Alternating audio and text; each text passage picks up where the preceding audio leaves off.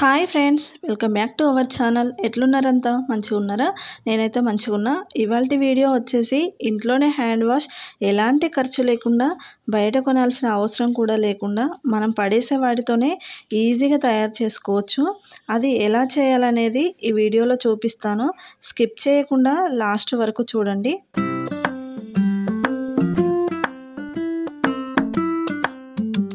Hand wash తయారు చేయడం కోసం కావలసిన మెయిన్ ఇంగ్రీడియంట్ సబ్బులే.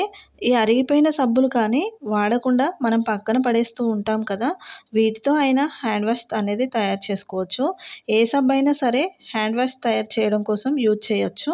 ముందుగా ఈ సబ్బులన్నింటినీ తురుముకోవాలి. చిన్న చిన్న ముక్కలుగా కట్ చేసుకున్నా చేసుకోవచ్చు, కానీ కరగడానికి చాలా టైం పడుతుంది. ఇలా తిరుగుకున్నామంటే త్వరగా కరుగుతుంది.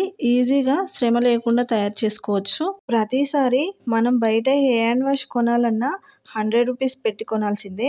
అలా కాకుండా పడేసే సబ్బు ముక్కలతో హ్యాండ్ వాష్ ఇంట్లోనే తయారు చేసుకున్నామంటే 100 రూపీస్ ప్రతిసారి సేవ్ చేసుకోవచ్చు. ఇదంతా చేసే బదులు సబ్బులాగా కూడా వాడుకోవచ్చు కదా అంటారేమో. అలా అయితే ప్రతి ఒక్కరూ వాష్రూమ్లో హ్యాండ్ వాష్ చేసేటప్పుడు సోప్స్ తాకుతూనే ఉంటారు కదా. అలా తాకడం వల్ల హ్యాండ్స్కి జెమ్స్ తగ్గడమే కాదు, పెరుగుతాయి.